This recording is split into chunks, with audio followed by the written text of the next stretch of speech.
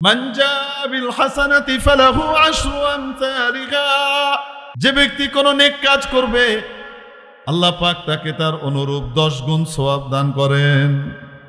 কয় গুণ?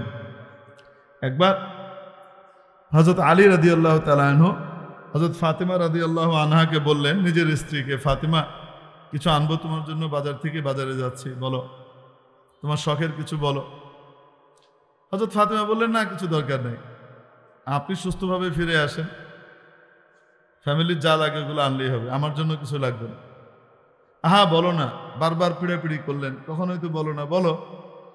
তো বললেন, ঠিক আছে, যদি আনতে চান তো একটা আনার নিয়ে এসেন। কে নিয়ে এসেন? আনার চিনি তো আমরা, কি সেটা? বিদেশি ডালিম আর কি, বেদানা, যেটার নাম বেদানা অথচ দানায় ভরা। দানায় ভরা জিনিসের নাম কি? বেদানা। সুবহানাল্লাহ বিহামদি। কালা বেডার নাম লাল মিয়া, এরকম আর কি। ওই জন্য কে যেন বলেছিল, নামের বড়াই করু নাকো, নাম দিয়ে কি হয়, নামের মাঝে পাবে নাকো সবার পরিচয়। তারপরে কিছু নাম টাম দিয়ে দেখাইছে, মতি ঝিলে মতি নাই, নাই কোনো ঝিল, এই টাইপের কি কি জানি মিলায় মোলায় একটা গজল বানাইছিল অনেকদিন আগে। আগে তো গজলগুলা হয়তো অর্থবহ গজল, এখন মাশাআল্লাহ গজল বানায় ডিস্টিং ফিস্টিং মার্কা গজল। ওরাও ডিস্টিং মিস্টিং করে, এরাও ডিস্টিং মিস্টিং টাইপের জিনিস বানানো শুরু করছে। তারপরেও আলহামদুলিল্লাহ আমাদের ইসলামী এই সাহিত্য এবং শিল্প জগৎ আগের চেয়ে অনেক উন্নতি করেছে আলহামদুলিল্লাহ। আল্লাহ রহমতে আগে আমাদের 2-4টা গজল ছাড়া মানুষ খুঁজে টুজে পেত না। এখন আল্লাহ রহমতে এই পরিমাণ ইসলামী গজলের আবির্ভাব ঘটেছে যে মানুষ শুনে শেষ করতে পারে না, কোনটা থেকে কোনটা শুনবে। চারিদিকে মাশাআল্লাহ গায়ক আর গায়ক আল্লাহ পাক পয়দা করে দিয়েছেন। এই জমানায় যদি কেউ ইসলামী সাহিত্যের এবং শিল্পকলার এই উন্নয়নের যুগেও যদি কেউ বলে আল্লাহর কাছে, আল্লাহ কিছু পাই নাই তাই গান শুনছি, ডান্ডা একটা মাটি পড়তো না। ইসলামী কিছু থাকলে আল্লাহ সেগুলো শুনতাম, কিছু ছিল না তো তাই গান টান শুনেছি, এই কথা কওয়ার সুযোগ আজ থেকে 30 বছর আগে থাকলেও এই যুগে নাই।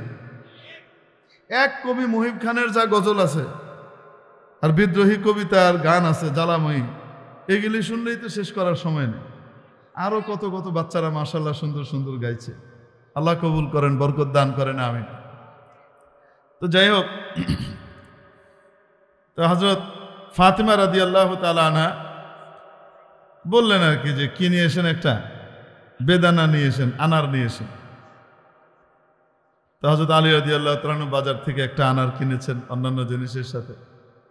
যখন রওনা করে বাড়ির পথে আছেন, রাস্তায় এক লোকের সাথে দেখা। তো সেই লোক বলছে, ভাই আমি বড় ক্ষুধার্ত, খিদে লেগেছে, আমাকে খাবার কিছু থাকলে দেন আল্লাহর ওয়াস্তে। হযরত আলী রাদিয়াল্লাহু তাআলা চিন্তা করছেন, খাবার জিনিস দেওয়ার মতো তো, বা খাবার জিনিস তো আছে একটাই আনার, এটা ভেঙে দিব তাও তো সম্ভব না, দিলে তো পুরাই দেওয়া লাগে। আর যদি একে দেই তাহলে ফাতেমা কোনোদিন শখ করে কিছু বলে নাই, আজকে আমার অনুরোধেই বলল, সেটা তাকে আমি দিতে পারলাম না, এটা কেমন হবে? আর যদি ফাতেমাকে দিই তাহলে এই লোকটার প্রয়োজন, সে ক্ষুধার্ত, তাহলে তো আল্লাহর হক নষ্ট হয়। ফাতেমার তো শখ, এই লোকের হলো প্রয়োজন, তো আল্লাহর খুশির জন্য দান করে দিছে। বাড়িতে আসছে, মন টন একটু খারাপ, বেগম সাহেবের সামনে মুখটা কেমনে দেখাই। তো বেগম সাহেবা জিজ্ঞেস করেছেন হযরত ফাতিমা রাদিয়াল্লাহু তাআলা আনহা, কি ব্যাপার, আপনার মন খারাপ কেন? এই ঘটনা ঘটেছে, তুমি জীবনে কখনো বললে না তোমার শখ আল্লাহদের কথা, আজকে বললে আর এটা নিয়ে আসলাম, সেটাও তোমার কাছ পর্যন্ত আনতে পারলাম না, এজন্য খারাপ লাগছে। হযরত ফাতিমা রাদিয়াল্লাহু আনহা বললেন, স্বামী আপনি আল্লাহর খুশিকে যদি আমার উপরে প্রাধান্য না দিয়ে, যদি আপনি আমার খুশিকে আল্লাহর খুশির উপরে প্রাধান্য দিতেন, তাহলে আমি মনে করতাম আমি উপযুক্ত স্বামী পাই নাই। আমার বুকটা গর্বে ভরে গেছে। আমার স্বামীর কাছে পৃথিবীর সবচেয়ে দামি, সবচেয়ে মূল্যবান জিনিস হলো আল্লাহর খুশি, আল্লাহর সন্তুষ্টি। এজন্য আমি খুব খুশি আপনি দান করেছেন। হযরত আলী রাদিয়াল্লাহু তাআলা আনহুর মনটা ভরে গেছে, এত সুন্দর কথা। আর দুজনের ভিতরে কি চলছে? আলাপ আলোচনা চলছে, গল্প টল্প চলছে। এর মধ্যেই কে যেন বাইরে দরজায় কড়া নাড়ছে। কি হুজুর, কি হুজুর? হ্যাঁ, কম তো এখন কি করবেন, বাড়াবেন কিনা? যাই হোক, ওনাকে নিয়ে আসবেন না? হ্যাঁ, আচ্ছা, আমার পরে নামাজ হয়ে গেছে, ছেড়ে দেওয়া দরকার। মাউন্ট ধরে আসছেন, তাহলে দেরি করা ঠিক। যাই হোক, তো দরজার কড়া নাড়ছে কে যেন, তো গিয়ে দরজা খুললো। দরজা খুলে দেখেন হযরত আবু যর গিফারি রাদিয়াল্লাহু তাআলা আনহু দাঁড়িয়ে আছেন। সালাম কালামের পরে বললেন, আসতে পারি? আহলান সাহলান, আপনার নিজের বাড়িতে মনে করে আসেন। ভিতরে নিয়ে ঢুকালেন। আবু যর গিফারি রাদিয়াল্লাহু তাআলা আনহু একটা ব্যাগ আর একটা পোটলা দিলেন কাকে? হযরত আলীকে। দিয়ে বলছেন, আলী নাও, তোমাদের জন্য কিছু আনার নিয়ে আসছি। এটা আসছে কয় ব্যাগ? এক ব্যাগ। ভিতরে নিয়ে গিয়ে বললেন, ফাতেমা দেখো, আল্লাহর রাস্তায় একটা দেওয়া হয়েছে, আল্লাহ এক ব্যাগ পাঠিয়ে দিয়েছেন। কি মনে করে আবার বললেন, দেখো তো, গুনে দেখো তো কয়টা। তো গুনে দেখা গেল 9টা। তুমি বললেন, ফাতেমা এটা ব্যাগে ভরে দাও, এটা আমাদের না, এটা ভুল ঠিকানায় আসছে। কারণ আল্লাহ পাক বলেছেন একের বিনিময়ে 10 দিবেন। আল্লাহ পাক কখনো কম দিতে পারেন না। এখানে 10-এর কম আছে, একটা কম আছে, এটা আমাদের না। কেমন ইমান! ওটা নিয়ে ফিরিয়ে নিয়ে গেছে। হযরত, এটা মনে হয় আপনি আর কারোর জন্য কিনেছিলেন, চক্ষু লজ্জার খাতিরে মনে হয় দিয়ে দিয়েছেন, এটা আপনি তাদেরকেই দিয়ে। কেন আলী, তোমাদের কেন এমন মনে হলো? তো বলছেন এই ঘটনা, আল্লাহ তো 10টা দেওয়ার কথা, এখানে 9টা আছে। হযরত আবু যর গিফারি রাদিয়াল্লাহু আনহু বলেন, আলী তোমাদের ঈমান দেখে ঈর্ষা হয়। আল্লাহর কথায়ও কোনো ভুল নাই, তোমাদের ঈমানেও কোনো ঘাটতি নাই। আরে তোমাদের জন্য তো 10টাই কিনেছিলাম, ব্যাগে ইটেছে 9টা, জায়গা ছিল না, কোচের ভিতরে একটা রেখেছি, দিতে ভুলে গেছি। আসলে মাওলা তোমাদের জন্য 10টাই পাঠিয়েছেন, নাও। এজন্য মাবুদের রাস্তায় খরচ করলে, আল্লাহর প্রিয় জায়গায় খরচ করলে কমে না বাড়ে। ইয়ামহাকুল্লাহুর রিবা ওয়া ইউরবিস সাদাকাত। আল্লাহ পাক হারামকে ধ্বংস করেন, সুদকে ধ্বংস করেন, দান খয়রাতকে দিন দিন বাড়িয়ে দেন। দুনিয়াতেও বাড়ান, আখিরাতেও বাড়ান। যে কোনো নেক আমলে মাওলা পাক 10 গুণ দান করেন। একটা আমল এমন আছে যে আমলে মাওলা কমপক্ষে 700 গুণ দেন সওয়াব। কয় গুণ বলবো নাকি সেটা? مثل الذين ينفقون أموالهم في سبيل الله كمثل حبة أنبتت 7 سنابل في كل سنبلة 100 حبة। সেটা হলো আল্লাহর রাস্তায় দান। কেউ যদি আল্লাহর রাস্তায় দান করে, আল্লাহ উদাহরণ দিয়ে বিস্তারিতভাবে কোরআন শরীফে বলছেন তাকে মিনিমাম 700 গুণ দেই। সুবহানাল্লাহ, সব ব্যতীত হয়েছে। মিনিমাম কয়শো গুণ দেই? 700 গুণ। আজকে যদি ঘোষণা করে বাংলাদেশ সরকার 1 ঘন্টা সময় দেওয়া হবে, যার কাছে যত টাকা আছে যা জমা দেওয়া হবে ব্যাংকে দেওয়ার সাথে সাথে তাকে 700 গুণ করে ফিরিয়ে দেওয়া হবে। তাহলে আপনার বিবি বাড়িতে কোনো টাকা রাখতে দিবে? কাঁচায় মশায় বলবো সবটি লয়ে যান, জলদি হয়ে জমা দেন, বলবে কি বলবে না? বাংলাদেশ সরকার কোনো সময় ধোঁকা দিতেও পারে, রাজনীতিবিদরা ধোঁকা দিতেও পারে, বা ধোঁকা দেয় না, ইচ্ছা ছিল ঠিকই, সাধ্য ছিল না, টান পড়ে গেছে হইতেও পারে। মাওলার ব্যাংকে তো কখনো টান পড়ে না। রাসূল পাক সাল্লাল্লাহু আলাইহি ওয়াসাল্লাম অন্য এক হাদিসে ইরশাদ করেছেন, ওয়া আহসিন ইলা জারিকা তাকুন মুমিনা। তোমার প্রতিবেশীর সাথে সৎ ব্যবহার করো, তাহলে তুমি খাঁটি ঈমানদার হতে পারবা। হযরত আবু হুরায়রা রাদিয়াল্লাহু তাআলা আনহুকে নবী পাক সাল্লাল্লাহু আলাইহি ওয়াসাল্লাম আঙুলে গুনে গুনে হাতে ধরে ধরে 5টা নসিহত করেছিলেন, তার মধ্যে এটা একটা। প্রতিবেশীর হক কিভাবে আদায় হবে?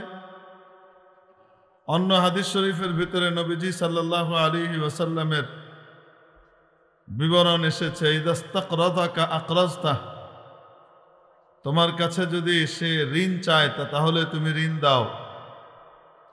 হুজুর ঋণ তো দিয়েছি, ঋণ দেওয়ার পরে তো আর চেহারা দেখায় না, আর তো শোধ করে না, তারপরে আবার ঋণ চাইতে এসছে।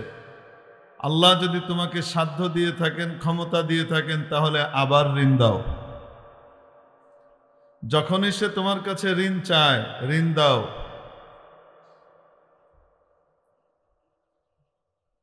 ওয়াইদা আসাবাহু খায়রুন হান্নাতা, তার ভালো কোনো সংবাদ পেলে, তার কাছে কোনো সুসংবাদ এসেছে, তাকে তুমি অগ্রিম গিয়ে মোবারকবাদী দাও। তার মেয়ের বিয়ে ঠিক হয়েছে, তুমি কার্ডের অপেক্ষা করো না, আনুষ্ঠানিক দাওয়াতের অপেক্ষা করো না, তুমি নিজে গিয়ে বলো, ভাই খবর পেয়েছি ভাতিজির বিয়ে ঠিক হয়েছে, বড় সুসংবাদ, কোনো চিন্তা করবেন না, ইনশাল্লাহ আমরা আছি খেদমতে, কোনো প্রয়োজন হলে বলবেন, মেহমান আসলে আমাদের বাড়িও ওপেন খোলা আছে, আমাদের বাড়িতেও মেহমান বসতে দিতে পারবেন, যখনই প্রয়োজন হবে ডাকবেন, ইনশাল্লাহ পাশে আছি। আমরাও তো তাই করি, তাই না? ও তুমি সারা দুনিয়ার কার্ড বিলি করে বেড়াও, আর আমাকে দাওয়াত দেওয়ার তুমি সময় পাও না, তাই না? রাস্তায় দেখা হলে তুমি মুখে মুখে দাওয়াত দাও। তোমার মেয়ের বিয়ে কেমনে হয় আমি দেখে দিব। আমরাও করি, এরম করি। অবাস্তব না বাস্তব? আমরা এরকম করি, দাবি করি খাঁটি ইমানদার, দাবি করি খাঁটি মুসলিম, আর আচার আচরণ হলো অমুসলিমের। নবীজি কি শেখাচ্ছেন? খাঁটি মুসলমান হতে চাও, খাঁটি ইমানদার হতে চাও, প্রতিবেশীর সাথে সৎ ব্যবহার করো। কিভাবে করবে? ওয়াইদা আসাবাহু খায়রুন হান্নাতাহ, কোনো ভালো সংবাদ তার এসেছে, যাও আগে গিয়ে মোবারকবাদ জানাও। তুমি গিয়ে তাকে অভিনন্দন জানাও, অপেক্ষা করো না যে সে তোমাকে এটা জানাবে।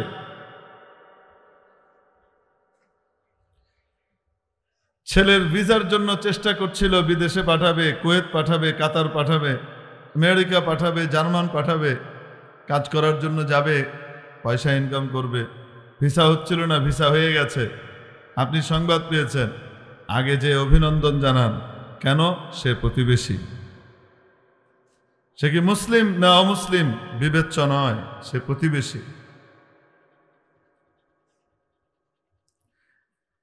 প্রতিবেশী হওয়ার সাথে সাথে যদি সে মুসলিম হয় তাহলে তো ডবল হক। আবার মুসলিম হওয়ার পাশাপাশি সে যদি আত্মীয়ও হয় তাহলে তো ট্রিপল হক। একটার পর একটা হক বেড়ে যাচ্ছে। বোঝাতে পারি নাই মনে হয়।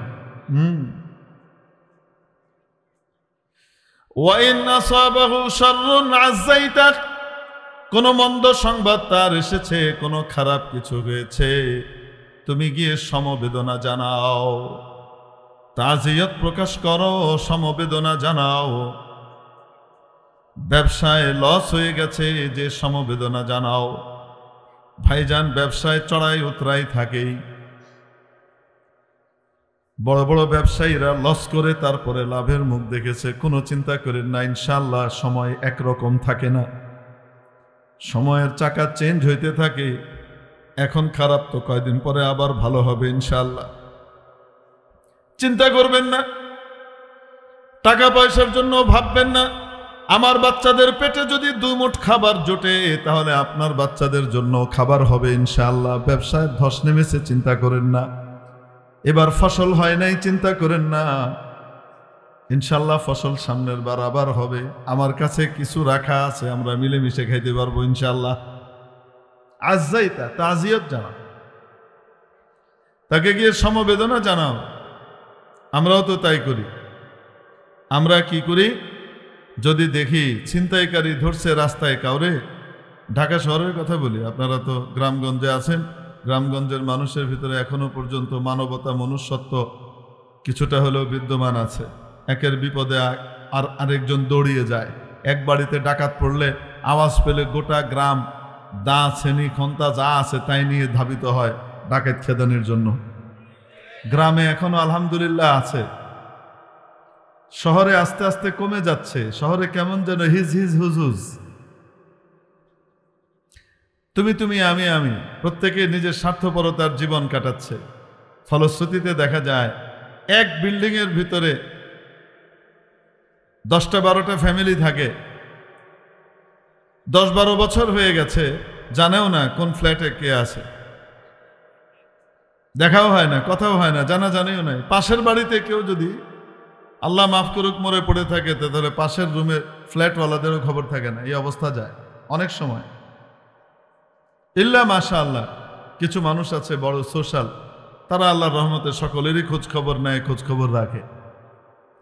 আবার মানুষের রুচি বিকৃতি এই পরিমাণও ঘটেছে, কেউ যদি আবার বেশি খোঁজ খবর রাখে তখন আবার বলতে থাকে ব্যাপার কি, গায়ে পড়ে এত তেল মারতেছে কিন্তু কেন, নিশ্চয়ই কোনো বদ উদ্দেশ্য আছে, মানে সন্দেহের চোখে দেখে। এটাও আরেক ঝামেলা।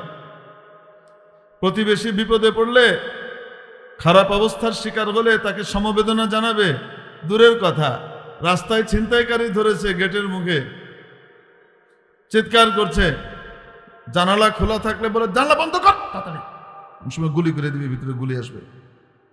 6 তলার উপর থেকে সে ভয় পাচ্ছে, সে যে ডাক দিবে যে আসেন এখানে ছিনতাইকারী ধরেছে বাঁচান, এই হিম্মত, এই সাহসটুকু, এই বুদ্ধিটুকু ওই সময় যোগান পায় না। এটাই বাস্তবতা। মুখে তো বলি আমরা মানুষ, মুখে বলি আমরা মুসলমান, কিন্তু ইসলাম এবং মুসলমানের যে শিক্ষা, সেই শিক্ষাগুলো আমরা কতটুকু ধারণ করতে পেরেছি। আল্লাহ পাক আমাদেরকে ধারণ করবার তৌফিক দান করেন। আমি আস্তে আস্তে পাশ্চাত্যের এবং বিজাতীয় কৃষ্টি কালচারের পচা জিনিসগুলো আমাদের ভেতরে ঢুকে যাচ্ছে এবং পচা জিনিসগুলোতে আমরা আক্রান্ত হচ্ছি।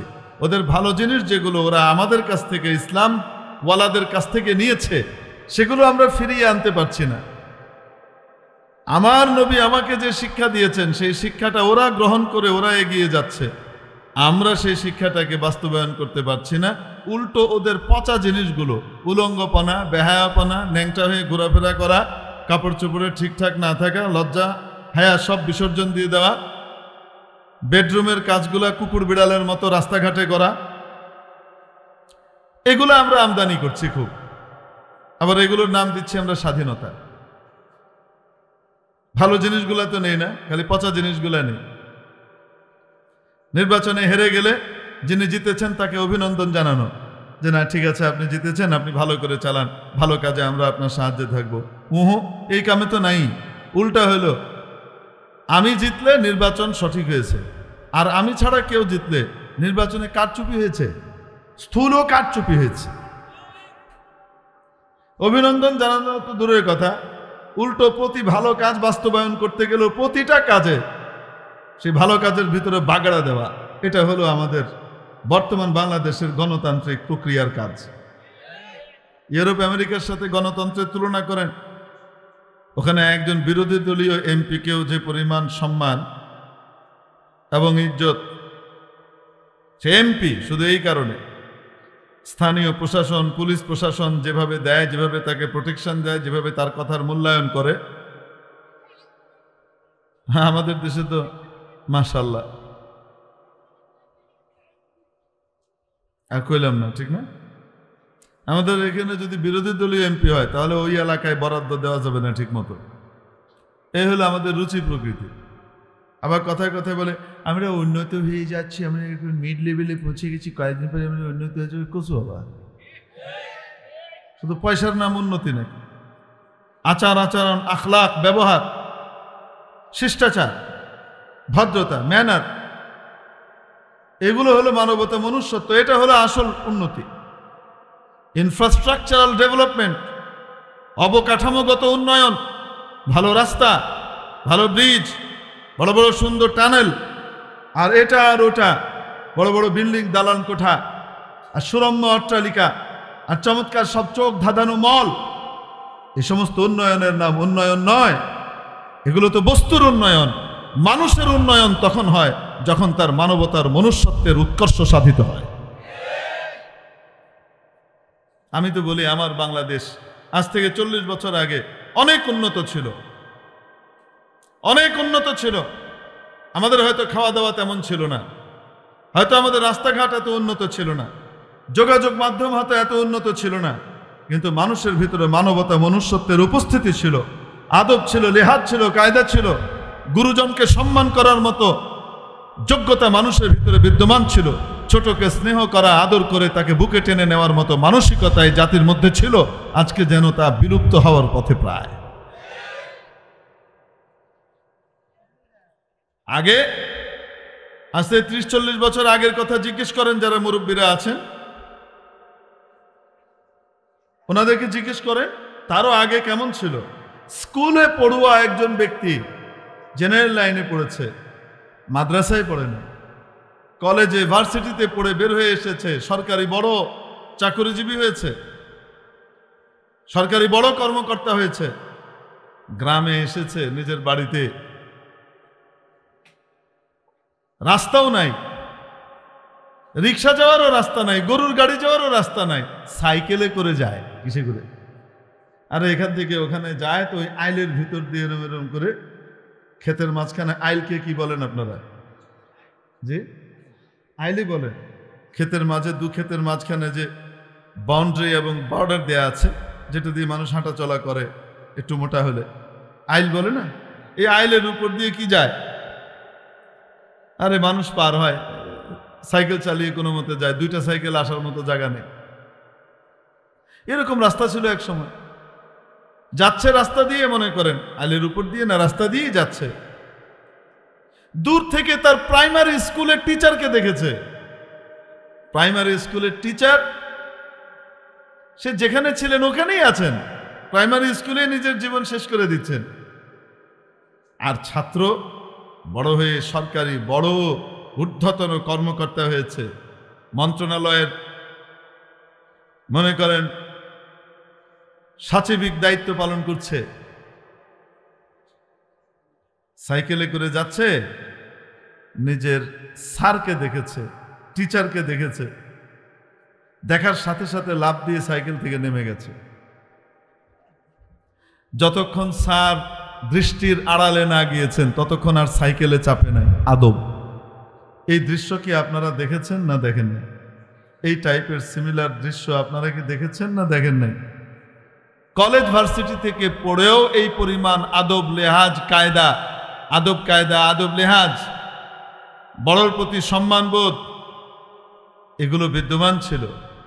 রাস্তাঘাট ছিল না, ইন্টারনেট ছিল না, এত উন্নত ছিলাম না আমরা বাহ্যিকভাবে, বস্তুগতভাবে, কিন্তু সত্যিকারের মানবতা মনুষ্যত্বের উন্নতি ছিল। এখনো তো তাই, তাই না? কি বলেন আপনারা? এখন শুধুমাত্র কওমি মাদ্রাসায় রয়ে গেছে যে শিক্ষককে দেখলে, ওস্তাদজিকে দেখলে লাফ দিয়ে দাঁড়িয়ে যাওয়া, বা শিক্ষককে দেখলে রাস্তা ছেড়ে দেওয়া, সাইকেল থেকে নেমে যাওয়া, হুজুর যতক্ষণ না যায় ততক্ষণ পর্যন্ত না উঠা, এটা এখন শুধু মাদ্রাসায় রয়ে গেছে। আগে মাদ্রাসায় না, আগে তো স্কুল কলেজের মধ্যেও এটা ছিল। এখন উন্নতি হয়েছে, রাস্তাঘাটের অনেক উন্নতি হয়েছে, অনেক কিছু হয়েছে। উন্নতি হতে হতে হতে হতে মাশাআল্লাহ মানবতা মনুষ্যত্বের অবনতি ঘটতে ঘটতে এই পর্যায়ে গিয়েছে। এখন সর্বোচ্চ বিদ্যাপীঠের সবচেয়ে শিক্ষিত ছাত্র, তার সবচেয়ে বড় স্যার যিনি ভিসি, ভাইস চ্যান্সেলর, উপাচার্যের ব্যাপারে মিছিল করে, ভিসি শালার 2 গালে জুতা মারো তালে তালে। এখন ইজ্জত সম্মান এই পর্যায়ে এসে নেমেছে।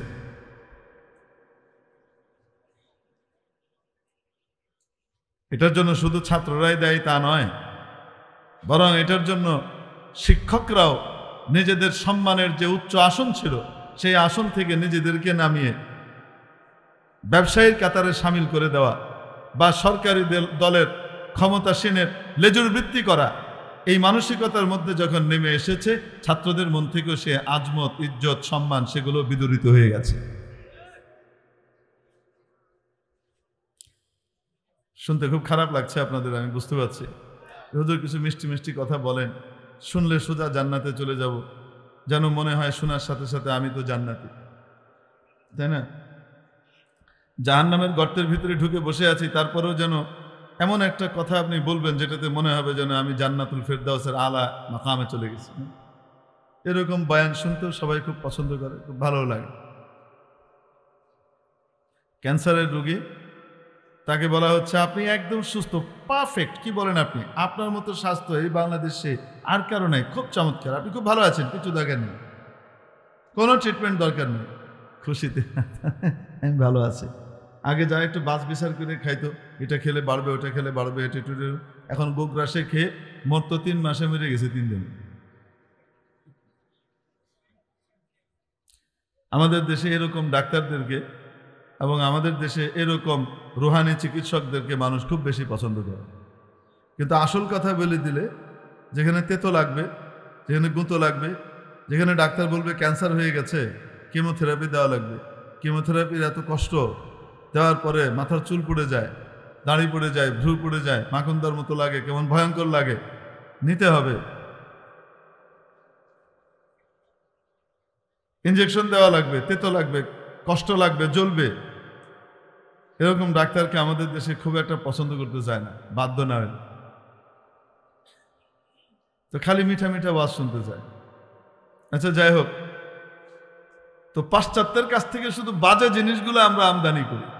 তাদের ভিতরে যে ভালো জিনিসগুলো আছে, কমিটমেন্ট ঠিক রাখা, পাঞ্চুয়ালিটি, সময়ানুবর্তিতা, নিয়মানুবর্তিতা, ওয়াদা করলে সেই ওয়াদা ঠিক রাখা, ব্যবসায়িক লেনদেনের ক্ষেত্রে যে অঙ্গীকার করে সেই অঙ্গীকারটাকে ঠিকঠাক মতো বাস্তবায়ন করা, যেগুলো আসলে ইসলামের শিক্ষা ছিল, ইসলামের কাছ থেকে ওরা নিয়ে উন্নত হয়েছে, সেই শিক্ষাগুলো মুসলমান বাস্তবায়ন করে না, সেগুলো ওরা বাস্তবায়ন করছে। আর ওদের ভিতরে খারাপ যেগুলো আছে, পচা কাজগুলো, সেগুলো সব আমদানি করে এখানে নিয়ে আসতেছে।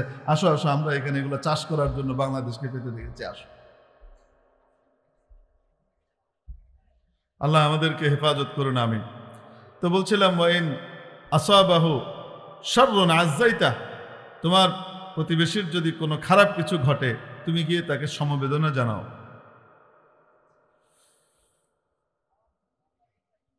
ওয়ালা তারফা জিদারাকা ফাওকা জিদারি জারিকা ফাতাসুদ্দা রিহাহ।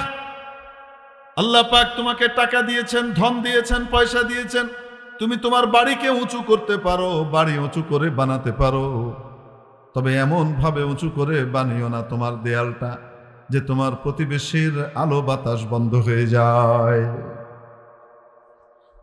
এমন ভাবে বানিও না তোমার প্রতিবেশীর আলো বাতাস বন্ধ হয়ে যায়। আমরা তো মাশাআল্লাহ আলো বাতাস না, আমরা তো তার রাস্তা বন্ধ করে ঠেক দিয়ে জমিনটা নেওয়ার ব্যবস্থা করি। আশপাশের সব জমিন কিনে তারপরে ও যেন ওখানে যাইতে না পারে, তুই বেচবি না আমারে, 10 টাকার জমি 5 টাকা দিয়ে তোরে বেচতে হইব, রাস্তা নাই যাওয়ার, ঠেক দিয়ে তারপরে তার জমিটারে কেনার ব্যবস্থা করি। কি বলেন আপনারা? এই সে মুসলমান। ওয়ালা তারফা জিদারাকা ফাওকা জিদারি জারিকা ফাতাসুদ্দা রিহাহ। তোমার দেয়ালকে এতটুকু উঁচু করে বানিও না যার ফলশ্রুতিতে তোমার প্রতিবেশীর বাতাস বন্ধ হয়ে যায়, তার কষ্ট হয়। ওয়ালা তুদি জারাকা বিরিহি কিদরি, তোমার বাড়িতে ভালো খাবার দাবার রান্না হয়, আল্লাহ তোমাকে তৌফিক দান করেছেন, তুমি ভালো খাবার রান্না করতে পারো, খাও, কিন্তু তোমার বাড়ির, তোমার হাড়ির সুঘ্রাণ দিয়ে তোমার প্রতিবেশীকে কষ্ট দিও না। তোমার প্রতিবেশীর যদি ক্ষমতা না থাকে, সাধ্য না থাকে ভালো খাবার খাওয়ার, সুঘ্রাণ তো ছড়বেই, তো তাহলে কি আমি খাবো না? আমাকে আল্লাহ তৌফিক দিয়েছেন, আমি কি খাবো না? অবশ্যই খাবে, কিন্তু তাকে কষ্ট দিয়ে নয়। তো কষ্টটা কিভাবে দূর করব? নবীজি অন্য জায়গায় শিখিয়েছেন, তোমার খাবারের ভিতরে ঝোলটা একটু বাড়িয়ে দাও, তাহলে তরকারি বেড়ে যাবে। 1 বাটি তরকারি, 1 বাটি খাবার পাশের বাড়িতেও হাদিয়া হিসেবে পাঠিয়ে দাও, তোমার প্রতিবেশীর বাড়িতে পাঠিয়ে দাও। যদি বেশি করে রান্না করে পাঠানোর মতো ক্ষমতা না থাকে, তো নবীজি সাল্লাল্লাহু আলাইহি ওয়াসাল্লাম শিখিয়ে দিচ্ছেন, ঝোলটা একটু বাড়িয়ে দাও। ঝোলকে কি বলে এই এলাকায়? সুরবা, ঝুল, ঝোল, সুরবা, সুরবাটা একটু বাড়িয়ে দাও। পানি একটু বাড়িয়ে দিলেই তো সুরবা বেড়ে যায়, অতিরিক্ত তেমন কোনো খরচ তো আর হয় না। ওর সুরবার ভিতরেও, ঝোলের মধ্যেও গোশতের ঘ্রাণ, মাছের ঘ্রাণ চলে আসে। এক বাটি শোরবার ভিতরে 2-4 টুকরা সবজি আর 2-4 টুকরা গোশত দিয়ে পাঠিয়ে দিলে পুরো বাটি ভরে গেছে। তোমার প্রতিবেশীর বাড়িতে বাচ্চারা খাবে, আর তোমার প্রতিবেশী তোমার জন্য দোয়া করবে, আল্লাহ আমার প্রতিবেশী ভালো খাবারের সময় আমাকে ভুলে নাই, আমার কচি বাবুগুলোকে খাবারের ভিতরে শরিক করেছে, ওই বাড়িতে কোনোদিন তুমি অভাব দিও না। আব্দুল কাদের জিলানী রহমতুল্লাহ আলাইহি এসে দোয়া করলে যতটুকু কবুল হবে তার চেয়ে বেশি কবুল হবে প্রতিবেশীর এই দোয়া, হোক সে মুসলিম বা অমুসলিম। এজন্য প্রতিবেশীর হক আদায় করা অত্যন্ত গুরুত্বপূর্ণ একটি ইবাদত। নবীজি সাল্লাল্লাহু আলাইহি ওয়াসাল্লাম ইরশাদ করেন, জিবরিল আমিন আমার কাছে এসে প্রতিবেশীর হকের ব্যাপারে এত বেশি তাগিদ করেছেন, এত বেশি গুরুত্ব দিয়েছেন। প্রতিবেশী প্রতিবেশী প্রতিবেশী এত গুরুত্ব দিয়েছেন, এত বারবার তাগিদ করেছেন, আমার আশঙ্কা হচ্ছিল হয়তো প্রতিবেশীকেও উত্তরাধিকার সম্পত্তিতে হকদার বানিয়ে দেওয়া হবে। নিকটাত্মীয় যারা তারাই তো উত্তরাধিকারী হয়। নবীজি বলেন এই পরিমাণ তাগিদ আর গুরুত্ব প্রতিবেশীর হকের ব্যাপারে জিবরিল আলাইহিস সালাম আমাকে এসে আল্লাহর পক্ষ থেকে দিয়েছেন। বারবার বলেছেন যে আমার মনে হচ্ছিল হয়তো তাদেরকে উত্তরাধিকারী বানিয়ে দেওয়া হবে। মানে কেউ কারোর প্রতিবেশী হলে সে তার রেখে যাওয়া সম্পত্তিতে কি হবে, ভাগীদার হবে। কি পরিমাণ গুরুত্ব, অথচ এটাকে আমরা কিছু মনেই করি না। লক্ষ্য করলে দেখেন নবীজি সাল্লাল্লাহু আলাইহি ওয়াসাল্লাম এই হাদিস শরীফে আমাদেরকে বুঝিয়ে দিলেন, এত নামাজ, এত রোজা, এত দান খয়রাত, এত ইবাদত, একদিকে এত কিছু নেক আমল, আর আরেকদিকে শুধু প্রতিবেশীকে মুখ দিয়ে কষ্ট দেওয়ার আমল। এই বদ আমলটা এত জঘন্য, আল্লাহর কাছে এত অপ্রিয় হবে, আল্লাহ পাকের মায়া তার উপর থেকে উঠে যাবে, যার কারণে এত বড় নেক আমল নিয়েও সে জাহান্নামে যাবে। হিয়া ফিন্নার। তাহলে মাবুদের কাছে ক্ষমা পেয়ে জান্নাতে যেতে হলে কি লাগবে? মাবুদের মায়া এবং দয়াটা লাগবে। মায়া আর দয়া আকৃষ্ট করবার মতো কিছু আমল আছে, সেই আমলগুলা করলে আল্লাহ পাক ওই বান্দারকে তার রহমত এবং তার দয়ার চাদর দিয়ে ঢেকে নেন। ফলশ্রুতিতে কি হবে? তার ছোট্ট আমল, একটা ছোট্ট নেক আমলের কারণে সে জান্নাতে চলে যাবে। অনেক বড় বড় বদ আমল হালকা হয়ে যাবে, ছোট নেক আমল তাকে জান্নাতে নিয়ে যাবে।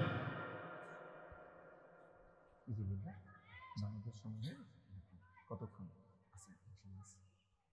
আশপাশে নামাজ কখন শুরু হবে? হ্যাঁ, তাই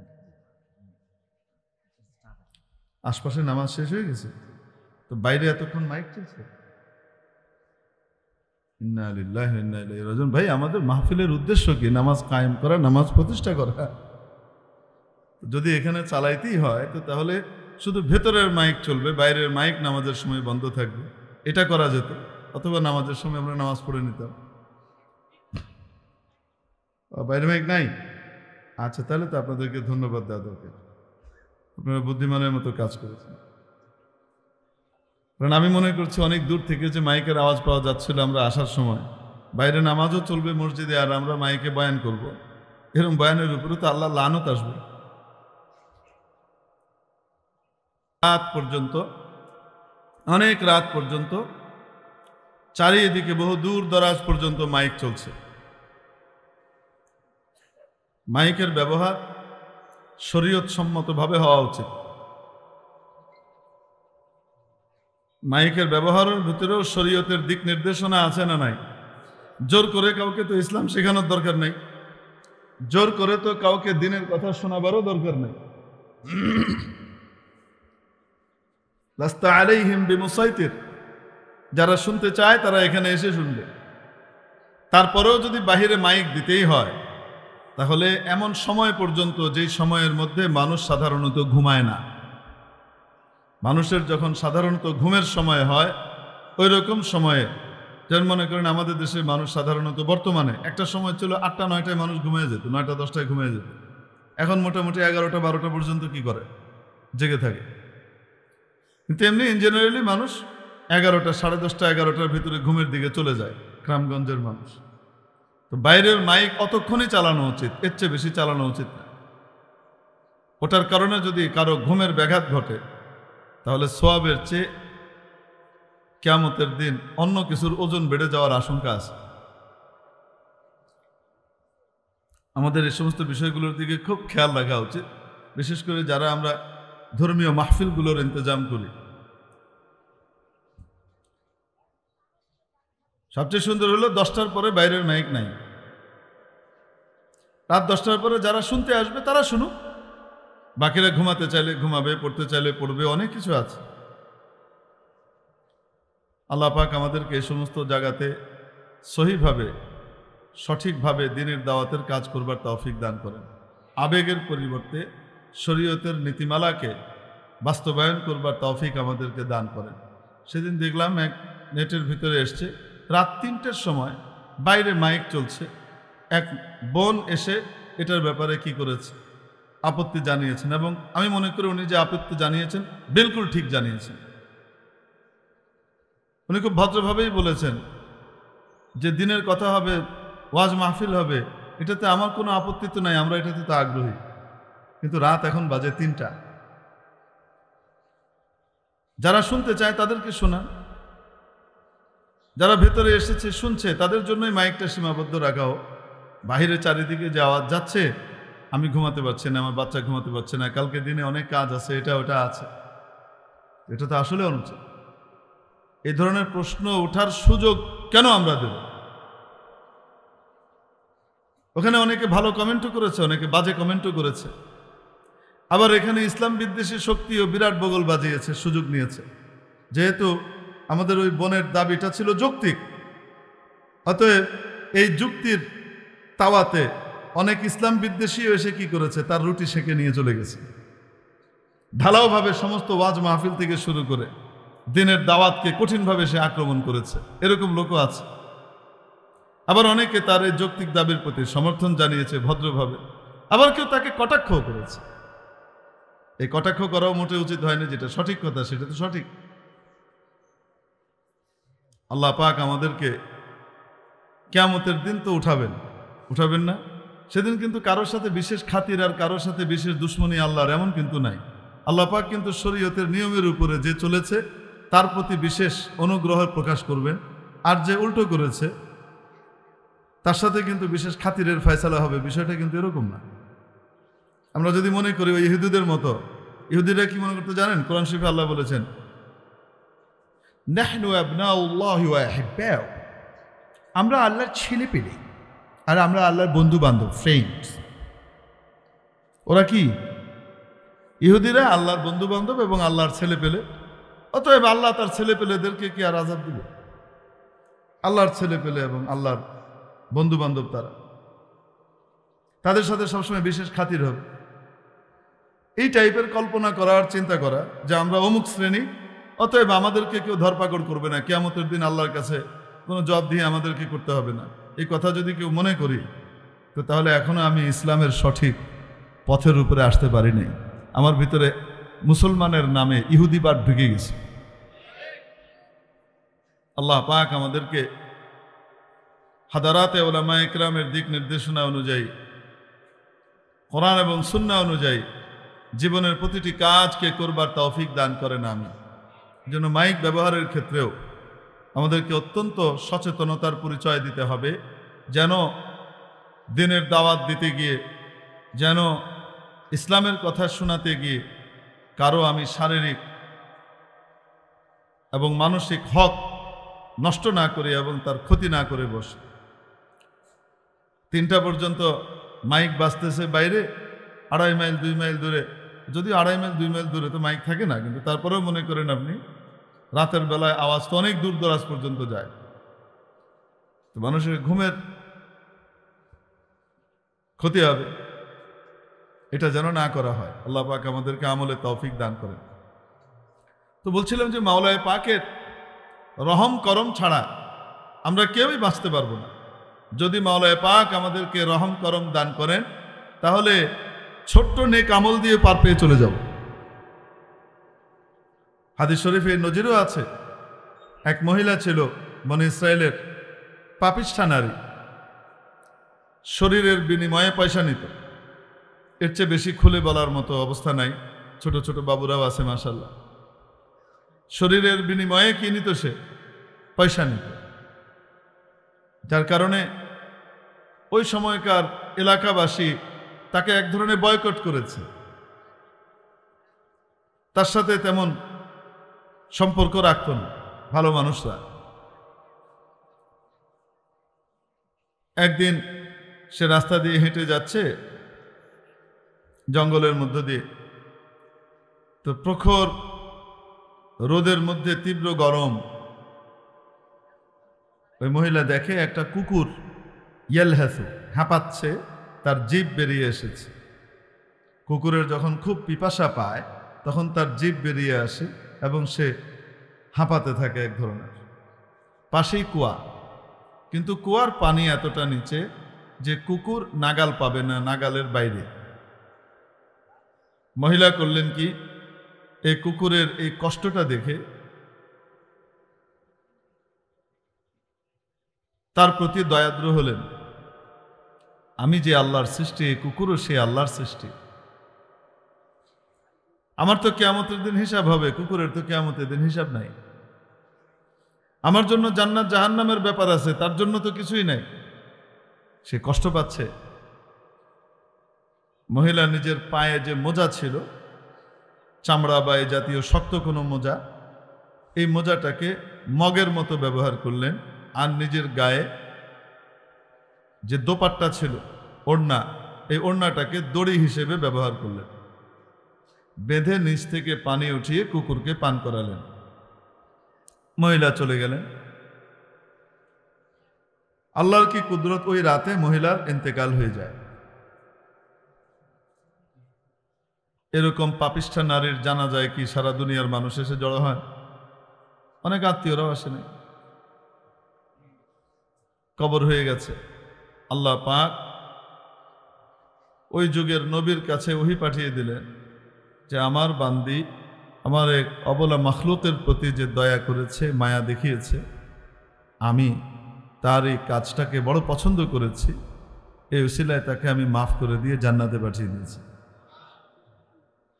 তার জন্য আমি জান্নাত বরাদ্দ করে দিয়েছি।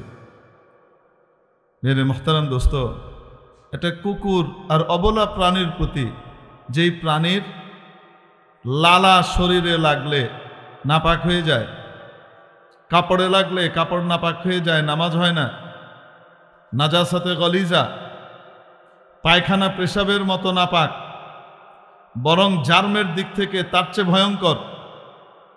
এই জার্ম দূর করার জন্য নবীজি সাল্লাল্লাহু আলাইহি সাল্লাম কুকুর যদি কোনো পাত্রে মুখ দেয় তাহলে নবীজি ওই পাত্রকে পরিষ্কার করবার জন্য 7 বারও ধুতে বলেছেন।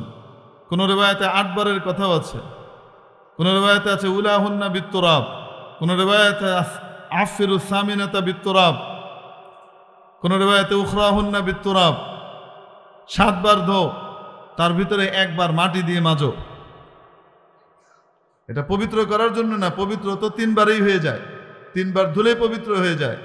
কিন্তু কুকুরের লালার ভিতরে এমন জার্ম আছে যে জার্মের কারণে সেটা 3 বার ধোয়ার দ্বারা পরিপূর্ণভাবে চলে যায়, এরকম না। এটাকে মাটি দিয়ে মাজতে হয়, খুব ভালোভাবে ধুতে হয়। এরকম একটা জঘন্য প্রাণীকে পানি পান করানোর কারণে আল্লাহ রাব্বুল আলামিন এই পাপিষ্ঠা নারীর সমস্ত পাপ মাফ করে দিয়ে জান্নাতে পাঠিয়ে দিয়েছেন। যদি কোনো বান্দা, যদি কোনো মানুষ আশরাফুল মাখলুকাতের খেদমত করে, মানুষের খেদমত করে, মানুষের মধ্যেও আবার সর্বশ্রেষ্ঠকে, খায়রুকুম মান তাআল্লামাল কুরআন ওয়া আল্লামা, তোমাদের মধ্যে সবচেয়ে শ্রেষ্ঠ ওই ব্যক্তি যেই ব্যক্তি নিজে কোরআন শিখে এবং অন্যকে কোরআন শিখায়। কোরআনের টিচার, হাদিসের টিচার, ফিকহের টিচার, যারা কোরআন শিখে অন্যকে কোরআন শিখায়, কোরআনের মর্ম শিখায়, কোরআনের বাণী শিখায়, কোরআনের তাফসীর শিখায়, এ লোক হলো সবচেয়ে সেরা। আর যারা ওই পড়ালেখাটা করে, আল্লাহ নবী সাল্লাল্লাহু আলাইহি সাল্লাম বলেন ফেরেশতারা এসে তার সামনে নূরের পাখা বিছিয়ে দেয়, এটার উপর দিয়ে হাঁটেন। লাল গালিচা না? এই শ্রেষ্ঠ মানুষগুলোর যদি কেউ খেদমত করে, যদি তাদের খাবার দাবারের দিকে খেয়াল রাখে, তাদের বাসস্থানের দিকে খেয়াল রাখে, তাদের পড়ালেখার দিকে খেয়াল রাখে, তাদের জন্য মাওলায়ে পাকের কাছে কি মর্যাদা অপেক্ষা করছে এটা তো আল্লাহই ভালো জানে। এজন্য মাদ্রাসার কোনো সময় খেদমতের সুযোগ পেলে ইনশাআল্লাহ খেদমত করব। তো মাদ্রাসার বাচ্চাদের, তালিব ইলমদের, আসাতিজা ইকরামের, শিক্ষকদের এবং মাদ্রাসার বিল্ডিং বানিয়ে দেওয়া, আমি ভালো বিল্ডিংয়ে থাকি, আরামে ঘুমাই, আর মাদ্রাসার ছাত্র আর উস্তাদরা যারা দিন শিখছে সবচেয়ে সেরা হচ্ছে আল্লাহর নবীর ভাষায়, আল্লাহর নবীর মেহমান হিসেবে যারা পড়ালেখা করছে, তারা শীতের ভিতরে কাঁপছে, তাদের জানানোর নাই, তাদের দরজা নাই, তাদের উপরে ঠিকমতো চাল নাই। কিয়ামতের দিন আল্লাহর কাছে নবীজির সামনে কিভাবে মুখ দেখাবো? উচিত তো ছিল আমার ঘরটা যতটুকু ভালো হবে, আমার আল্লাহর ঘর তার চেয়ে সুন্দর হবে। আমার আল্লাহর নবীর মেহমানখানা এটা তার চেয়ে ভালো হবে। সৌদি আরবে যান, কুয়েতে, কাতারে যান, সেখানে যে সমস্ত দ্বীনি মাদ্রাসাগুলাকে তারা প্রতিষ্ঠা করে, তাদের নিজেদের বাড়ির চাইতেও তারা ওগুলাকে সুন্দর করে। আল্লাহ পাক তাদেরকে টাকা পয়সা এমনি দিয়েছেন তা তো না। তারা গুনাহখাতা কম করে এরকম না, তারা অনেক গুনাহখাতা করে, কিন্তু দ্বীনের প্রতি, ইসলামের প্রতি, ইসলামপন্থীদের প্রতি তাদের একটা আলাদা টান, মায়া, মমতা, ভালোবাসা আছে। খেদমতের জন্য এগিয়ে আসে। আল্লাহ পাক এজন্য তাদের জন্য গায়েব থেকে রিজিকের ফয়সালা করেন। এক হাদিস শরীফের মধ্যে এসেছে, বলবো নাকি? বিরক্ত হচ্ছেন আপনারা? আলোচনা তো করতে চেয়েছিলাম একটা, আল্লাহ নিচ্ছেন অন্যদিকে, যেদিকে নেয় এদিকে যাক, কি আর করব। টেপ রেকর্ডার তো আর ছাড়তে পারবো না, তাই না? আল্লাহ পাক দিলে যা ঢালবেন তাই বেরোবে। আমি মনে করি হয়তো এখানে এই ওষুধটা দিলে বেশি কাজে লাগবে। আল্লাহ পাক বলবেন যে তুমি কি জানো এখানে রোগ কোনটা বেশি, এটার ওষুধ অন্যটা দরকার, তো জন্য আল্লাহ পাক অন্য ওষুধ বের করবেন। তো আমরা কি করব? আমরা তো উপর আল্লাহর হাতে ছেড়ে দিছি। মাওলা এমন কিছু কথা বের করে দেন যেগুলোর দ্বারা কিয়ামতের দিন আমার এবং আমার সামনে যারা আছে শুনছেন, তাদেরও কিয়ামতের দিন নাজাতের জরিয়া হয়ে যায়, মুক্তির কারণ হয়ে যায়, আমিও বেঁচে যাই, তারাও বেঁচে যায়। যাই হোক, হাদিস শরীফের মধ্যে এক ঘটনা এসছে। এক ব্যক্তি, ওই বন চেনেন আপনারা? বন বা বড় মাঠ, ধুধু ময়দান, ধুধু প্রান্তর যে আছে, এটা কি বলেন আপনারা আপনাদের এলাকায়? হ্যাঁ, মরুভূমি তো বাংলাদেশে নেই, মানে বিশাল মাঠ, বাড়িঘর নাই, মাইলের পর মাইল খালি ময়দান, যে এই অঞ্চলে হাওর বলি আমরা, তাই তো? হাওর, বিল, এগুলাতে আসলে তো একসময় সমতল ভূমিতেও এরকম ধুধু প্রান্তর ছিল। এখন সমতল ভূমি যা আছে সব মানুষ বাড়িঘর বানিয়ে কি করে ফেলেছে, ভরে ফেলেছে, যার কারণে এখন যেখানে বর্ষাকালে থাকা যায় না, ওই জায়গাগুলোই শুধু ক্ষেতের জন্য খালি পড়ে আছে। তো যাই হোক, হাওর বলেন আর বিল বলেন, বিরাট প্রান্তরের মধ্য দিয়ে যাচ্ছে। হঠাৎ ওই লোক গায়েবী আওয়াজ শুনছে যে কেউ বলছে যে অমুক এর ছেলে অমুকের বাগানে তুমি পানি দাও। কাকে বলছে? মেঘকে, সাজকে। উপরে যে সাদা মেঘমালা থাকে এটাকে কি বলেন আপনারা? মেঘ বলেন, সাজ বলেন না? ময়মনসিংহ আর সিলেটে কয় হাজ। যে আপনারাও হননি, হাজ ধরছে, আচ্ছা, মানে মেঘ আসছে। তো কেউ শুনছে, দেখছেন আওয়াজ পাইতেছেন কিছু? আপনাদের প্রতীক্ষিত শেখ চলে আসছে। কে আসছে? হাসান জয়েন ভাই আসছেন। তাড়াতাড়ি নিয়ে আসেন, দেরি করেন না, ওনার অন্য জায়গায় বরকত দেওয়ার বিষয় আছে। আচ্ছা, যাই হোক, ওনার অন্য জায়গায় বরকত দিতে হবে, দেরি করায় না হুজুরকে। তারপরে আবার সুলতানুল ওয়াইজিনের বয়ান শুনবেন না? তারপরে আবার শেখুল হাদিস ইবনে শেখুল হাদিসের বয়ান শুনবেন। সুবহানাল্লাহ। আবার আমাদের সমস্ত আলোচক যারা আছে বাংলাদেশের, সমস্ত ওয়াইজদের যে সম্রাট আছে একজন, মানে সভাপতি সাহেব, প্রেসিডেন্ট সাহেব, হযরত আল্লামা শেখ আব্দুল বাসিত খান সাহেব দামাত বারাকাতুহু, ওনারও বয়ান শুনবেন। চলে আসছেন মনে হয়। আচ্ছা, যাই হোক, তো ওই লোক শুনছে যে মেঘকে কেউ আদেশ করছে, এই মেঘ তুমি যাও অমুকের বাগানে পানি দাও। আমি কিন্তু কোনো গল্প বলছি না, এটা হাদিসের গল্প, নবীজি শুনিয়েছেন। তো অদ্ভুত কারবার, মেঘকে লক্ষ্য করে কে কথা বলবে? তো ওই লোকের কৌতূহল হলো, এখানে তো কেউ নাই, তো তাহলে গায়েবী আওয়াজটা যে আসলো এটা কি আসলেই বাস্তবে, নাকি আমার হ্যালুসিনেশন হচ্ছে, আমার মতিভ্রম ঘটেছে, আমি উল্টোপাল্টা শুনছি, উল্টোপাল্টা দেখছি। তো তাকিয়ে দেখে যে না, এই আওয়াজ আসার সাথে সাথেই মেঘটা একদিকে চলা শুরু করলো। তার মানে এই ভদ্রলোক বুঝলেন যে আসলেই মেঘকে কেউ আদেশ করেছে। তাহলে মেঘটা কোথায় যায়? কৌতূহলী হয়ে ওই মেঘের পেছন পেছন উনি যাওয়া শুরু করলেন। যেতে যেতে যেতে যেতে যে দেখে মেঘটা একটা উঁচু জায়গার উপরে, উঁচু একটা জমির উপরে তুমুলভাবে বাড়ি বর্ষণ করলো, মুষলধারে বৃষ্টি বর্ষণ করলো। উঁচু জায়গাতে যখন বৃষ্টি পড়ে, পানি জমে থাকে, কি হয়? নিচে নেমে যায়। তো ওই উপরের ওই জমি থেকে একটা নালা দিয়ে, এটা নিচু জায়গা দিয়ে সব পানি একটা নালা দিয়ে প্রবাহিত হচ্ছে। এবার এই লোক ওই পানি দিয়ে যাচ্ছে, পানি কোথায় যায় দেখি। যেতে যেতে দেখে হঠাৎ অনেক দূরে এক লোক তার বাগানে কাজ করছে, তার ক্ষেতে কাজ করছে, আর এখান থেকে ওই যে নালা দিয়ে পানি যাওয়ার সময় ওখান থেকে পানি উঠিয়ে উঠিয়ে সেচ দিচ্ছে। তো এই ভদ্রলোক জিজ্ঞেস করলেন যে ভাই আপনার নাম কি? তো এই ক্ষেতওয়ালা ওই নামই বলল, যেই নাম গায়েবী আওয়াজে সে শুনেছে, যার নাম বলা হয়েছে মেঘকে, যে মেঘ তুমি গিয়ে অমুকের বাগানে পানি দাও। একটা বিষয় চিন্তা করেন, যখন হাদিসে এই ঘটনাটা পড়ি তখন এই জায়গায় এসে আমার একটা কথা আমার মাথায় এসছে। সেটা হলো এই প্রশ্ন, এই উঁচু জায়গায় পানি দিয়ে তারপরে নালা দিয়ে পানি যাবে কেন? তার বাগানে সরাসরি মেঘ বাড়ি বর্ষণ করলে পানি দিলেই তো হয়ে যেত, ঠিক কিনা? দূরে কেন দিল? একাধিক উত্তর মাথায় এসেছে। আল্লাহ পাক যদি সহি হয় তো এগুলো আল্লাহর পক্ষ থেকে, না হলে শয়তানের পক্ষ থেকে। ওখানে যদি বাগানে সরাসরি পানি পড়তো, যে কৃষক ভাই তার হয়তো একটাই সেট কাপড় বা কাপড় অল্প, বৃষ্টির পানিতে তো সেও ভিজে যেত, দরকার বাগানের পানির, কিন্তু সেও তো ভিজে যেত, তার কষ্ট হতো। দুই, যেই পরিমাণ পানি ওখানে হওয়া দরকার, দেখা যেত তার চেয়ে বেশি পানি হয়ে গেলে তার বাগান থেকে পানি বের করার জন্য তাকে আলাদা চেষ্টা করতে হতো। তিন, আল্লাহ পাক একজন নেককারের বরকতে 1000 জনকে খাওয়ান।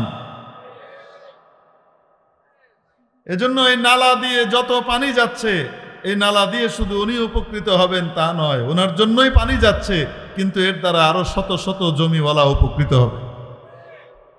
আল্লাহর প্রিয় বান্দাদের উদ্দেশ্যে যখন আল্লাহ পাক রহম নাজিল করেন, তখন আল্লাহ পাক তাদের দ্বারা আরো অনেককে খাওয়ান, যাদেরকে খাওয়ান তারা চিনেও না, জানেও না। কার উসিলায় খাইলো তাকে চিনেও না, জানেও না। তো জিজ্ঞেস করলেন যে ভাই আপনার নাম কি? এই নাম, নাম মিলে গেছে। ভাই আপনি কি আমল করেন? ক্ষেতওয়ালা বলে কি আমল করি মানে? ভাই আপনি কিছু আমল করেন, আপনি আল্লাহর কাছে এত প্রিয় যে আপনার বাগান আর আপনার ক্ষেতে পানি দেওয়ার জন্য আল্লাহ পাক মেঘকে আদেশ করতেছেন। আল্লাহর পক্ষ থেকে মেঘকে আদেশ করা হচ্ছে। তাহলে আপনি আল্লাহর কাছে বড় প্রিয়, কোনো আমল তো আপনি নিশ্চয়ই করেন, সেটা বলেন। আমি আপনার নাম আওয়াজ, গায়েবী আওয়াজ শুনেছি এবং দেখতে দেখতে আপনার কাছ পর্যন্ত এসেছি। ওই লোক বলে ভাই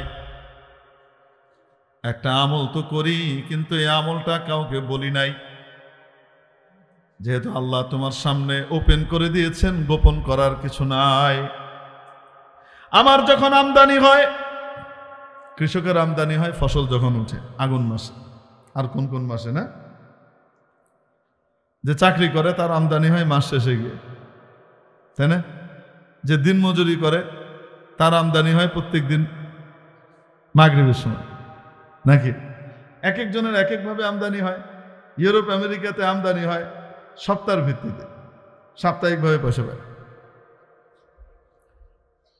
যাই হোক, আমার যখন আমদানি হয়, ফসল ঘরে উঠে, আমি এটাকে 3 ভাগে ভাগ করে ফেলি। এক ভাগ আমি আল্লাহর পছন্দের জায়গায় আল্লাহর রাস্তায় দিয়ে দিই, আরেক ভাগ আমার পরিবার পরিজনের খাওয়া দাওয়া সহ অন্যান্য প্রয়োজন পুরো করবার জন্য ব্যবহার করি, আরেক ভাগকে রেখে দেই আগামী বারের পুঁজি হিসাবে। আগামী ফসলের সময় তো পুঁজি লাগবে, বীজ লাগবে, খরচ লাগবে, তো এক ভাগ আগামী বারের জন্য রেখে দেই, ফসল করবার সময় কাজে লাগবে তাই। আর এক ভাগ নিজেরা ব্যয় করি, আর প্রথম ভাগটাকে কার রাস্তায় দান করে দিই? যেদিন থেকে আমি এই আমল শুরু করেছি, আমার আশপাশে কারো ফসল হোক চাই না হোক, আমার ফসলে কখনো ঘাটতি হয়নি। অতএব যদি কোনো ব্যক্তি তার আমদানির 3 ভাগের 1 ভাগ আল্লাহর রাস্তায় দান করে, তার বাকি ইনকামের সুরক্ষার দায়িত্ব নিয়ে নেন কে? এজন্য মাদ্রাসা এবং মসজিদে যখন সুযোগ পাবো ইনশাআল্লাহ দান করব। তো দান করলে কার লাভ? মাদ্রাসাওয়ালাদের লাভ। কার লাভ? আসতে বলেন, কার লাভ?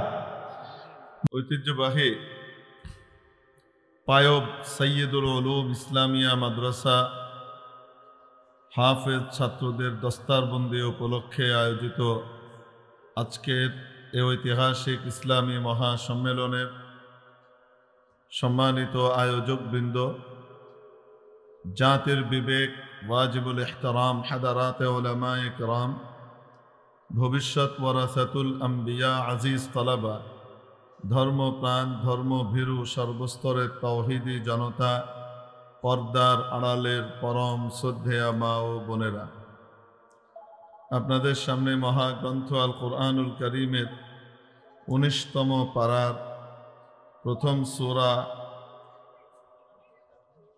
সূরাতুল ফুরকানের শেষ রুকুর কিছু আয়াতে কারিমা তিলাওয়াত করা হয়েছে।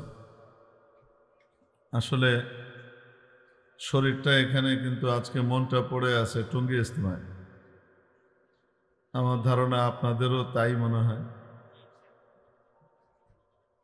এখন যাবেন তো ইনশাআল্লাহ? সবাই যাব তো? আল্লাহ পাক কবুল করেন, আমিন।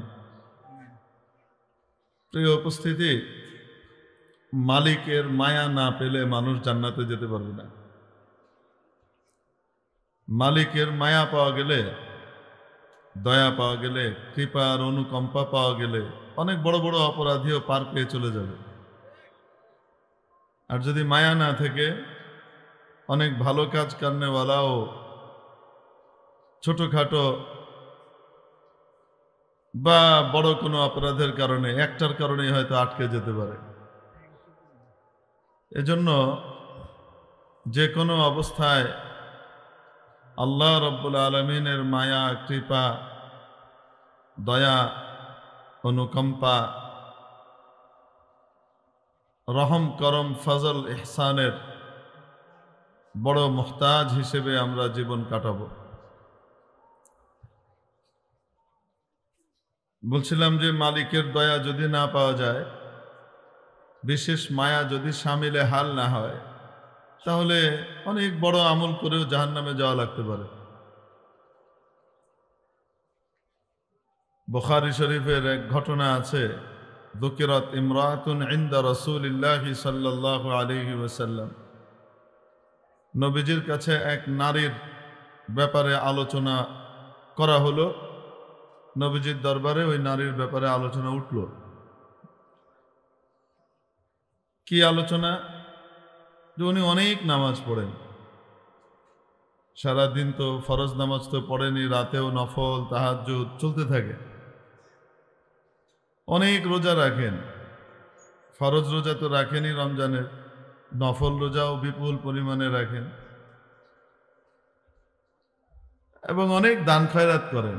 বিকাসরাতি সালাতিহা ওয়া কাসরাতি সিয়ামিহা ওয়া কাসরাতি সাদাকাতিহা গায়রা। তবে মহিলার মধ্যে একটা দোষ আছে, কি সেটা? আন্নাহা তুদি জারাতাহা বিলিসানিহা, সে মহিলা তার প্রতিবেশী নারীকে নিজের মুখ দিয়ে, জবান দিয়ে কষ্ট দেয়। একদিকে এত নেকি আর আরেকদিকে এই একটা দোষ। নবীজি সাল্লাল্লাহু আলাইহি ওয়াসাল্লাম ফয়সালা দিলেন, হিয়া ফিন্নার, সে জাহান্নামে যাবে। কি অর্থ? এক পাল্লায় তার সমস্ত নামাজ, রোজা, সাদাকা, অন্যান্য নেক আমল সব রাখা হবে, আরেক পাল্লায় তার ওই গুনাহটা রাখা হবে, প্রতিবেশীকে কষ্ট দেওয়া। এখানে প্রতিবেশী কি মুসলিম না অমুসলিম হাদিসে এটা উল্লেখ নাই। প্রতিবেশী মুসলিম হোক, অমুসলিম হোক, হিন্দু হোক, খ্রিস্টান হোক, বৌদ্ধ হোক, নাস্তিক হোক, খোদার দুশ্মন হোক, সে যদি আমার আপনার প্রতিবেশী হয়, প্রতিবেশীর হক হিসেবে তার সাথে সদ্ব্যবহার করা প্রতিবেশীর দায়িত্ব। তাহলে মাওলার রাস্তায় দান করতে কে কে রাজি আছি? হাত উঠায় দেখাইতে একটু। লিল্লাহি তাকবীর, মাশাআল্লাহ, লিল্লাহি তাকবীর, নারায়ে তাকবীর। আয় আল্লাহ, যারা হাত উঠিয়েছেন তাদের বাড়িতে কখনো অভাব দিয়েন না। আয় আল্লাহ, যারা মাদ্রাসায় পাশে দাঁড়ানোর নিয়ত করেছেন তাদের আওলাদ ফরজনকে, তাদের খানদানকে সুখে শান্তিতে ইজ্জতের সাথে দুনিয়া আখেরাতে আপনি জিন্দেগি দান করুন। আল্লাহ পাক আমাদের সকলকে কবুল করেন, আমিন। ভয় পেয়েন না, চান্দা করব না। কেউ যদি দিতে চান, বলতে চান, তাহলে আলাদা কথা, ভয় পেয়েন না, চান্দা করার জন্য বলি নাই। আচ্ছা, আপনারা চা বিস্কিট খান প্রতিদিন? চা, পান, তারপরে বিড়ি সিগারেট খায় কি খায় না? খায় না? আচ্ছা ঠিক আছে, সেখান থেকে টাকা বাঁচিয়ে দৈনিক 5 টাকা দিব এই মাদ্রাসাতে। কয় টাকা দিব? দৈনিক 5 টাকা। কত? আরে চা পান খাইতেই তো 150-200 টাকা চলে যায়, তো 5 টাকা দিব আল্লাহর রাস্তায়, দৈনিক 5 টাকা। কে দিব? হাত উঠায় দেখে দেখি একটু। 5 টাকা চাইছি, বেশি চাই না ইনশাআল্লাহ। দেখি, হ্যাঁ মাশাআল্লাহ, আল্লাহ সবাই হাত উঠায় ফেলতেছে। আল্লাহু আকবার। ফেরেশতাদেরকে দেখান, ডেইলি 5 টাকা ইনশাআল্লাহ দেব তো? হাত নামাই, আল্লাহ কবুল করে। আচ্ছা, এই 5 টাকা গিয়ে হুজুররা নিয়ে আসতে হবে না নিজে দিয়ে যাব? হ্যাঁ, নিজে দিয়ে যাব। কে কে হাত উঠায় দেখে যে আমি পাঠাই দিব বা দিয়ে যাব, হুজুরদেরকে যাওয়া লাগবে না। হ্যাঁ, ও সবুজ পাঞ্জাবিওয়ালা হাত উঠায় উঠায় না, কেন? মাত্র 5 টাকা দিয়ে আমি হাত উঠাই কেমনি? আমাদের মান সম্মানের ব্যাপার। অসুবিধা নেই, আপনার জন্য 25 টাকা, সমস্যা নেই। 50 টাকা চাইলে 50 টাকা, এটা কম বলছি। হ্যাঁ, আল্লাহ কবুল করেন। তো 5 টাকা দৈনিক দিয়ে যাওয়া কষ্ট না? তাহলে 10 দিনেরটা একদিনে দিয়ে যান, কত হলো? তো 10 দিনেও আসা তো মুশকিল, ব্যস্ত মানুষ। আর ভুলে যাব 1 মাসেরটা লয়ে লই, তো 1 মাসে কত হয়? 150 হয়। আচ্ছা ঠিক আছে, তো মাসেরটা দিয়ে যান। আবার যদি কেউ মনে মাত্র 150 টাকা দিয়ে যাবো, আবার প্রতি মাসে মাসে আইতে হইব, তো 6 মাসেরটা একবারে রেখে দেন, তো কত হবে 6 মাসে? 900 টাকা। মাশাআল্লাহ, দেখেন দৈনিক আপনি 5 টাকা করে দিয়েছেন, কিয়ামতের দিন দেখবেন বিশাল সওয়াব জমা হয়ে গেছে। করবো তো ইনশাআল্লাহ তাআলা। আর ওই যে বললাম, 3 ভাগের 1 ভাগ যে ব্যক্তি আল্লাহর রাস্তায় খরচ করবে, আল্লাহ পাক তার বাকিগুলার সিকিউরিটির দায়িত্ব নিয়ে নেবে। আল্লাহ পাক আমাদেরকে কবুল করেন, আমিন। আখিরু দাওয়ানা আলহামদুলিল্লাহি রাব্বিল আলামিন।